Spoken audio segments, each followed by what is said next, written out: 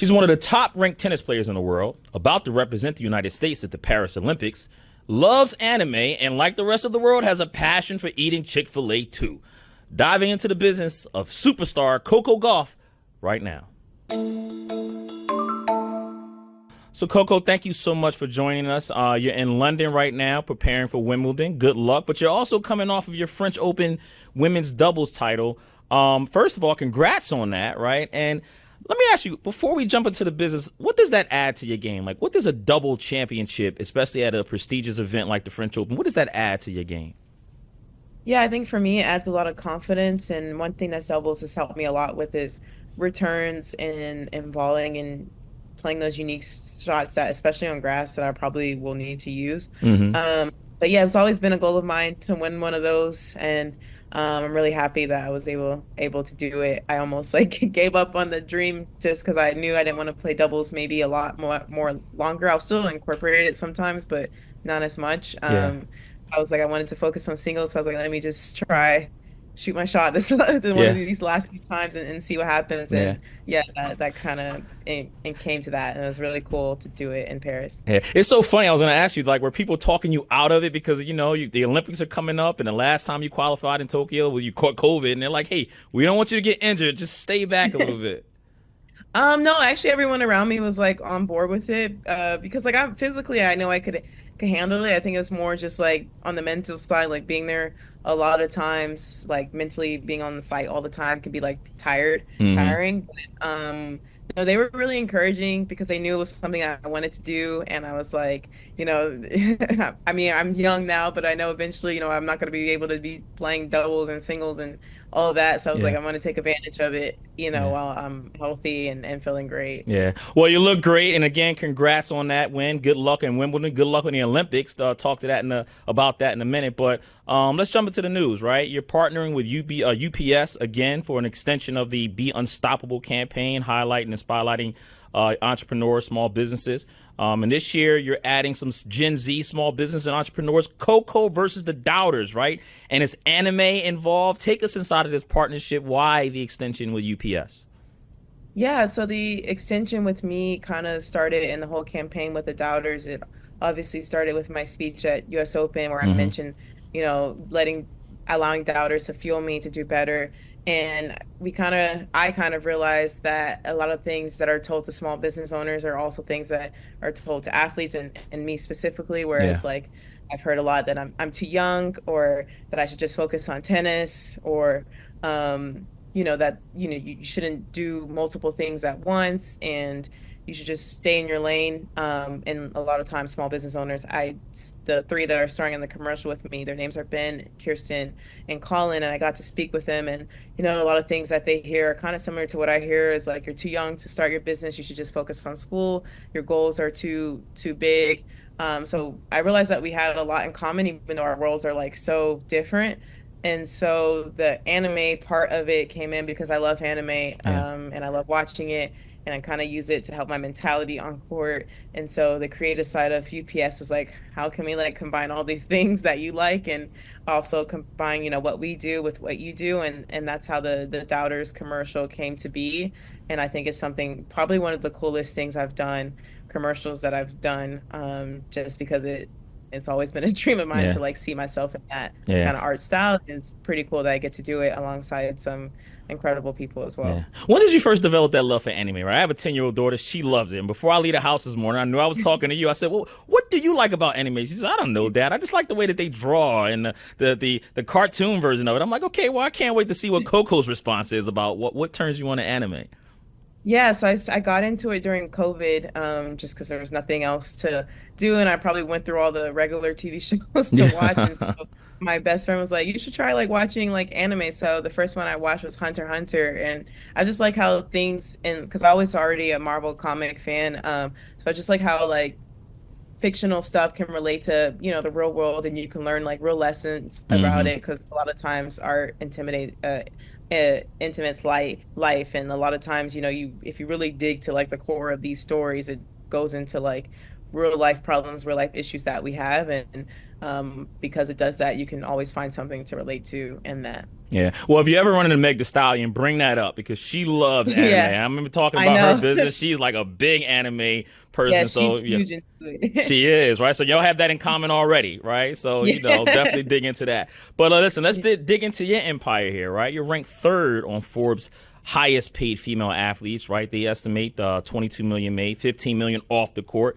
And partnerships, you have New Balance, obviously UPS, right? Bose, Naked Smoothies, right? They're owned by PAI Partners, Paris-based private equity firm. I know Paris is your favorite city, so seemed like a natural alignment there. But what else is into your portfolio? What other deals you have? What other investments? What are you interested in? Yeah, so one of the ones that I kind of announced this year was Carol's Daughter, which is like one of my, the first time I'm Mm. entering like the beauty space. So Mm-hmm. um, that's really cool. And for me with UPS was really cool. It's got a lot of the company is based in Atlanta, and that's kind of where I started tennis. It's where I first picked up a racket was in Atlanta, Mm-hmm. and I like to partner with things that like feel like a core to me or extension of myself. And, with UPS, it felt like an extension of myself. And I always want to, when I do things, I want to be able to uplift people, whether it's uplifting them financially or uplifting them with a positive message, uplifting them in just some way, however I can do that. And so with UPS, it was great that I was able to uplift like small business owners with allowing them to like showcase their product, me get to learn about it, and also get to have some cool companies to be able to purchase from in the future and share with Mm-hmm. my friends and family.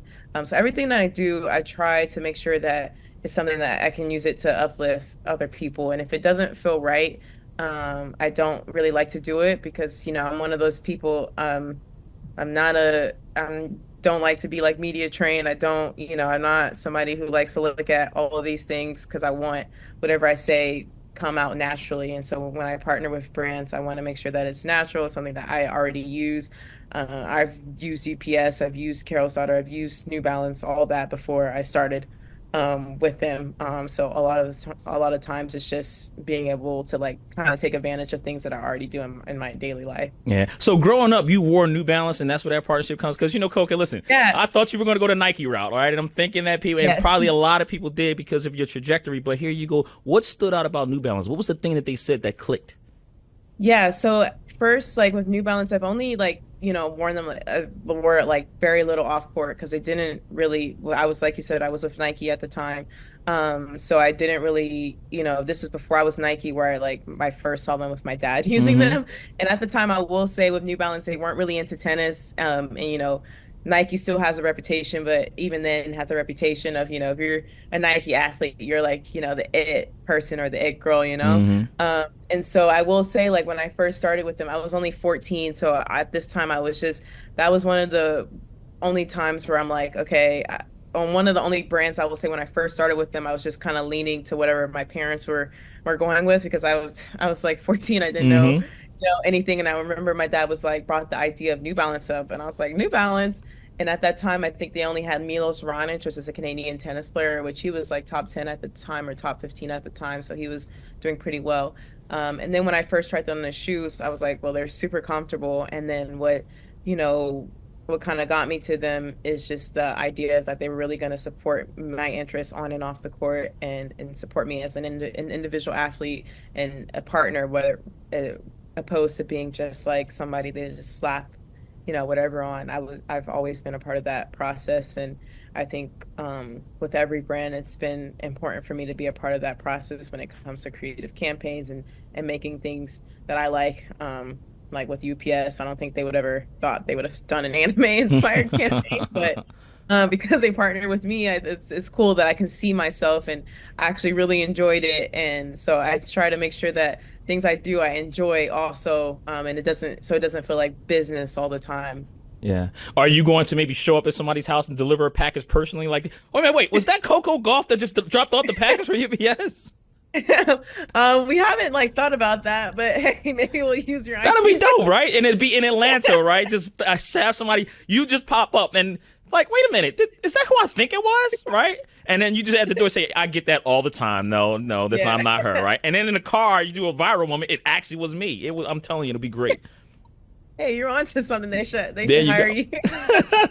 Well, listen, when you flash back to that U.S. Open win, right? I mean, obviously that brings with it a lot of attention, and congrats to that moment too. I watched that with my daughter, and I know my daughter's very interested in tennis because of Venus and Serena. But watching you do it because you're so young, she gravitated. I usually tell them I'm interviewing athletes all the time. She has no idea who they were. When I told her you, she said the tennis player, and I mean, just was excited about it. But that U.S. Open win, again, that was big for you, right? First Grand Slam, and here you are enduring all of this sponsorship interest, all this business. I mean, your agent was quoted in the New York Times and said there's been at least 100 brands that reached out, and that was back in October in 2023. What's been the biggest surprise, the biggest positive about winning the U.S. Open?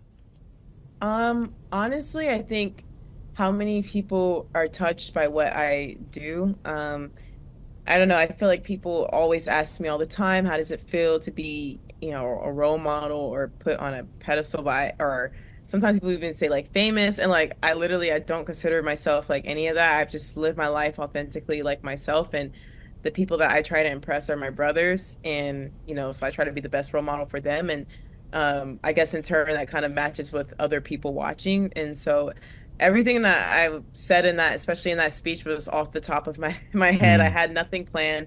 Only thing I wanted to make sure was that I thanked my parents and like Mm-hmm. thank God and thank the people that I need to thank. And then that's kind of where the doubters came out. At that point, I was just so much like adrenaline that I just kind of like just was spilling out. But I think through all of this with US Open, it's just been the amount of people that have come up to me who necessarily didn't know who I was before, who didn't really watch tennis, just said how that inspired them to, continue on in whatever, passion they have in their life. And, everything that comes after that has always been a plus with all the brands. And, all of that is great. It's all been a plus, but, it's again, just making sure that I pick and choose because I want to make sure that tennis is my priority and making sure that yes, I want to capitalize off of it, but at the end of the day, this is my passion is tennis, and I don't, whatever interferes with that probably has to go. And with playing tennis and keeping that as my priority, in turn, kind of helps me, go with my larger goal, which is like being able to like change, someone's life or change the world, just using tennis as a platform to kind of do all of that. Absolutely. I mean, listen, and you always want to keep your portfolio just manageable, right? And especially as Yeah. you're coming up, as you can, because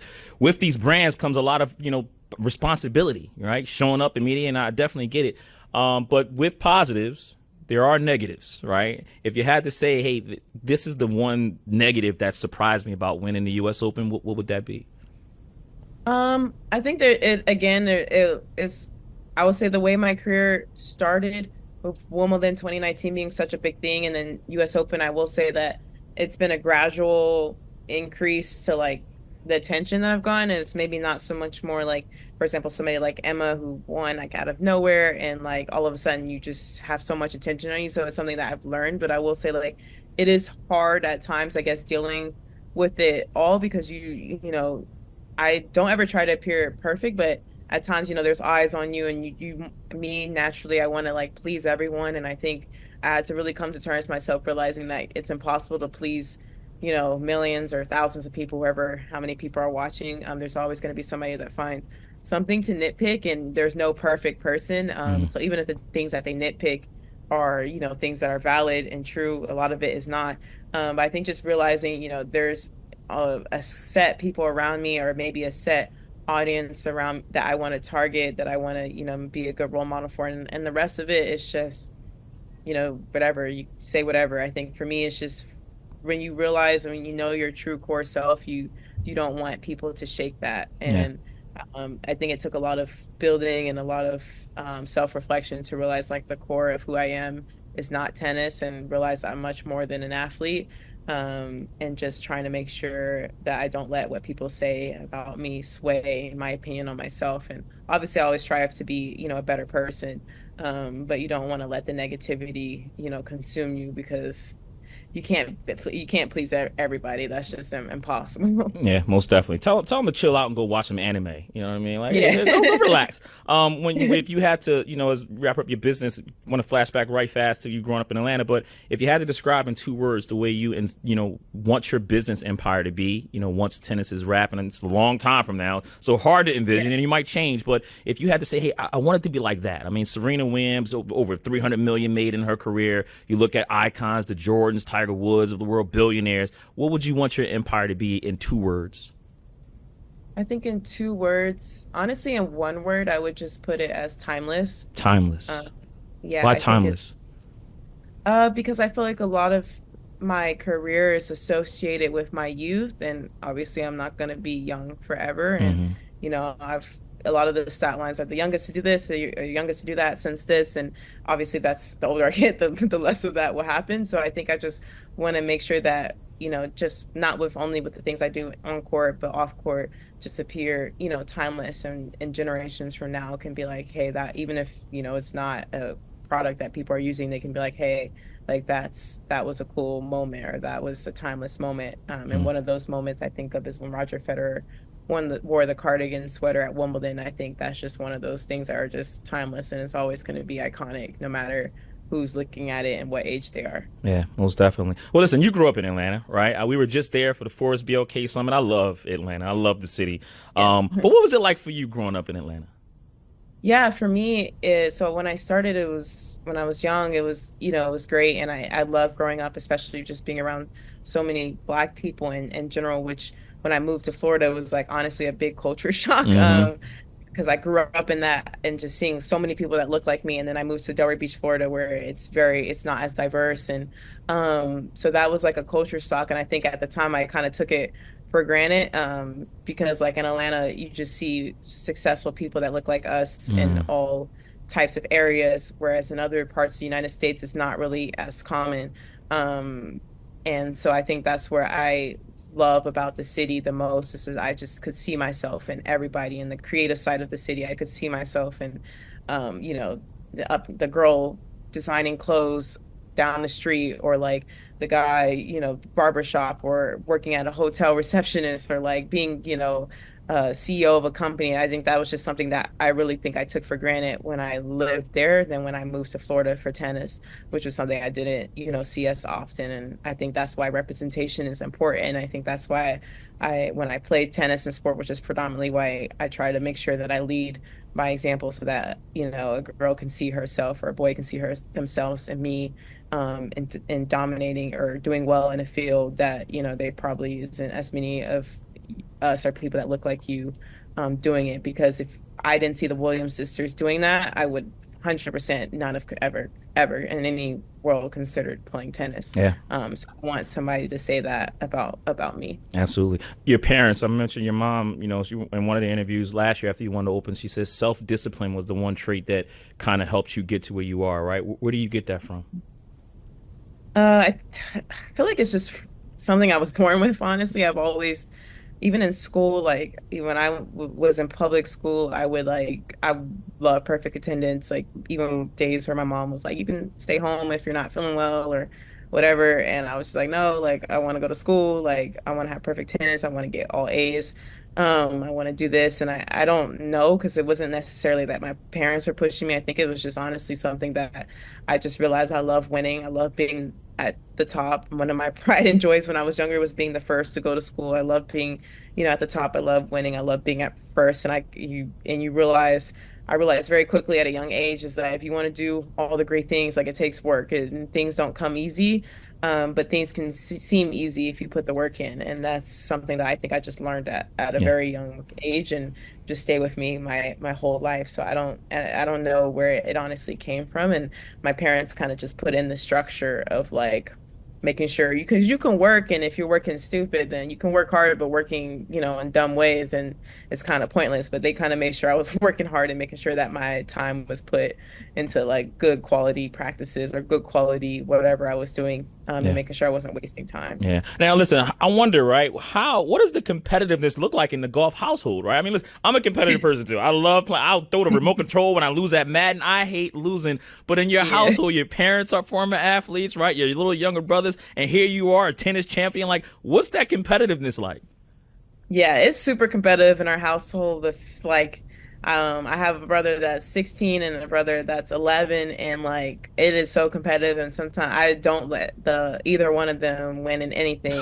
Obviously, now the 16-year-old is like he's maturing, so I can't keep up with him too much longer when it comes to that. He's definitely going to surpass me if he hasn't already on like rate speed and all of that. But the younger one, I'm still, my parents like, why don't you just go easy or whatever? I'm like, nah, like, he has to learn like life ain't gonna come easy. Nobody's going to take it slow on him because he's younger. And every time Absolutely. I tell my mom, I was like, these women don't take it easy on me when I was younger, so Hmm. he can learn to surpass us. Because I'm like, also I told her, I'm like, he's gonna be faster than me anyways, probably at like 15. So I'm gonna take advantage of me winning right now, so Yeah. that maybe I can have the mental edge. But it is super competitive, and but I love it. Yeah. It's great being in a household full of Yeah. athletes. And they play tennis with you? No, the one Cody who's 16, he plays baseball, and then Cameron he does play tennis. He plays tennis and football. And he's doing a little bit of track too. But yeah, and the tennis now, I won't play full on, but I'll play good enough where he can get a nice beat down. Listen, He'll don't get he'll get bad. I agree with you 100%. Don't take it easy on these kids. Yeah. Listen, life is going to hit them. But here you are, right? And that's a perfect segue because we fast forward a little bit as, in your career, 14, you upset, or 15, you upset Venus Williams, right? And did that put a ultimate jetpack in your confidence department doing that? Yeah, 100%. I think always as a kid, or my dreams were always, I can confidently say like then I was like a bit delusional in my goals and like everything, which it's good. I think delusional is great. I think all of the greatest athletes and the greatest artists have to have a little bit of like craziness or delusion in them because if you want to do something that's never been done before, you have to think, somebody has to tell you, hey, that's kind of crazy. But when I played Venus, I will say when I played her. Before the match, I was just like, let me just see how many games I could get. And Mm, then Mary Jo Fernandez, she was like, she pulled me aside, and I didn't even tell her that that was like my thought process. But she was like, no, you have to go into that match believing that you can win. mm, And that mindset kind of like honestly changed my life. And so I was just like, no, I'm gonna beat her. And you could say if you say it enough times, you'll believe it. And so like I believed it before I was walking on court, and then when I got on court, one game turned to another, and then it mm. actually happened. So I think having a little bit of craziness in your goals is actually kind of healthy. Obviously, you have to have like mini goals along the way to make sure you're on the right path. But I guess your long term, you have to have that because if you limit yourself, then you'll always be stuck to what your mind bounded you to. And I think the mind is a strong thing, and you'll be surprised at the things you can accomplish when you actually believe that you can Yeah, do it. most definitely. Well, listen, Venus and Serena, they always are tied to you because they came in the sport before you, and I'm assuming Yeah. it's a natural connection that hey, you looked up to them. But are there any other athletes outside of even tennis that you kind of look up to for inspiration, or even to steal a move from a confidence department? Like, who are else that you look up? Other athletes that you look up to? Yeah, one athlete that I really like, it's just inspired me a lot is Sha'Carri Richardson, and Mm, I just love, she went through like a tough moment that was so public for everybody to see, and I just love, how confident she was in her talent and how confident she was in in her game, I guess. And I don't know if they call it like that in track, but how confident she was in it, and I think that just makes her even greater. And I think if her mind probably wasn't as strong, maybe she wouldn't be as fast. And I also really look up to Simone Biles and the way that she's been able to openly talk about mental health in sports and, seeing somebody as dominating their level, seeing that they, because sometimes those athletes make it seem so easy, which even though I am one and I know it's not, but sometimes, you just look at other people and you're like, it just seems so easy to them, but it's good to see them be vulnerable and I can learn from it a lot. And then obviously the biggest probably one that I really look up to a lot is LeBron James and the way mm. that he had all the expectations put on him at such a young age, and he's basically surpassed everything that people wanted him to be. And I think that is a cool story that I feel like I can relate to in a way of didn't have as much expectations as he had when he came out of high school, but in a smaller scale, I feel like I can relate to it. Most definitely. Well, listen, Coco, thank you for the time. Got a couple cool questions to get you out of here because you're busy. You got to prepare for Wimbledon. The Olympics are coming up, right? And I really want to start there. What does that mean for you? Because Paris, again, that's your favorite city. This is your first Olympics. What does it mean to you going in and trying to get some gold? Yeah, it means a lot to me. Tokyo 2021, I got COVID days before I was supposed to leave, and now in 2024 was something I was like, okay, that was on my goal ticker. And yeah, I'm just super excited. I want to go. Obviously, I want to do well. My favorite thing to do in the Olympics is look at the medal count and see US dominate. So it'll be my goal to like try to add to that count in some whatever format I can. And yeah, I'm super excited. And hopefully, I'm like not gonna win that nothing happens to me last minute. I have a Yeah. couple more weeks to survive. Yeah, absolutely. Not going to. I'm not going to work right here myself for you Thank because we you. don't want to see anything happen to you. Listen, I've never been to Paris before, right? But if I ever go Oh, one wow. day, any restaurant that you recommend while I'm over there that I gotta hit? Yeah, there's actually, it's not even a French restaurant, it's an Argentinian restaurant. It's called Loco, and it's like one of the best steaks I've ever had in my life. And they have like Oof. great empanadas. And my dad loves it. He likes bone and marrow. Yeah, I don't know. I'm trying to get into that thing, but he loves it. If you like meat, that's like a good place to go Yeah, to. most definitely. Two more questions to get you out of here. And the first is, I think I know how you made your first $1 million, right? Doing something called playing tennis and that. But how did you spend it? And is there anything you would do different? Yeah, honestly, between like I guess until like recently, I never really like had like a huge purchase, other than like just donations. I really didn't really spend anything. And then, but recently we just moved into a house that, well, really I let my dad take over the construction. But like I kind of collaborate with my dad and putting the money and just building a family home. Mm-hmm. So it's like really cool. But I'm gonna be moving out soon, so I'm in the process of getting a place in Delray Beach, my own place, which I'm super excited about. But yeah, other than that thing, which that was just this year, but yeah, other than that, I was like, I was a very frugal person because I guess I always grew up with the importance of money. And so I like just didn't like to spend it. And then my dad is actually the one that encourages me to like spend it a little bit more. So I'm like, okay, lately I've been going shopping more and just buying things, but I'm also like I don't like to spend a lot Yeah. of money. Yeah. I can So agree I with look at that. that price tag and I'd be like, is this really like worth it? Like, Yeah. am I gonna use it if I'm not gonna use it to at least like maybe like $3 a wear or $4 or $5 a wear, then it's like, all right, you can let me think about it unless Yeah. it's something I really, really want. Yeah. You sound like you would love a flea market, a good flea market. Oh, I Like, do. I go yeah. thrifting. I love going to like secondhand vintage shops. I actually just bought like a bag secondhand yesterday. So I love doing like I love me a good deal. That's So right. yeah. Yeah, everybody loves a good sale. Everybody loves a good Yeah. sale. I get you out of here on this, Coco, and thank you so much for the time. Would love to always have you back to talk business. But Jim Collins wrote a good business book. It's called Good to Great. If you haven't read it, definitely you should. But Yeah. I'll ask you, what's the difference between a good tennis player and a great one? You won a U.S. Open now, so we can say you're great. But what's the difference between good and great? Honestly, it's a very I think the difference between a good and a great tennis player is honestly how you're able to get into that second gear. Mm, Because really you have to be able to raise your game when you need it the most. And if you're able to hit that second gear, I think is what changes the good from great. And you can almost feel it. You have to have that feeling when you can feel when your opponent is about to collapse and when you need to hit that second gear. So I think that's what makes the good from great, and also the mentality and being able to almost hide your emotions, because tennis is such a mental sport. Oftentimes you're looking at your opponent and you can see when they're about to crack. So you have to make sure that they're not doing that to you, vice yeah. versa. Yeah, absolutely. Coco Gauff wants to build a timeless business empire, and I think that should include a partnership with Chick-fil-A, right? Because everybody loves some Chick-fil-A. I know you love some Chick-fil-A. Yes. I'm surprised that hasn't been a partnership already, right, between Chick-fil-A. I And do you love Chick-fil-A. absolutely, and there's only one Chick-fil-A open on Sundays in the country, right? Oh, really? I That's didn't right. know. Where's that? In Atlanta at Oh, Mercedes-Benz at the Stadium. Absolutely. They got to open yeah, on Sundays, right? Because of yeah, the Falcons game. for That's the the only football. one. Yeah. Absolutely. So if you ever want one on a Sunday in Atlanta, now you know where to go. That's good to know. Absolutely. Coco, thank you so much. Again, good luck at the Olympics. Good Thank luck you. in Wimbledon. And we're cheering for you.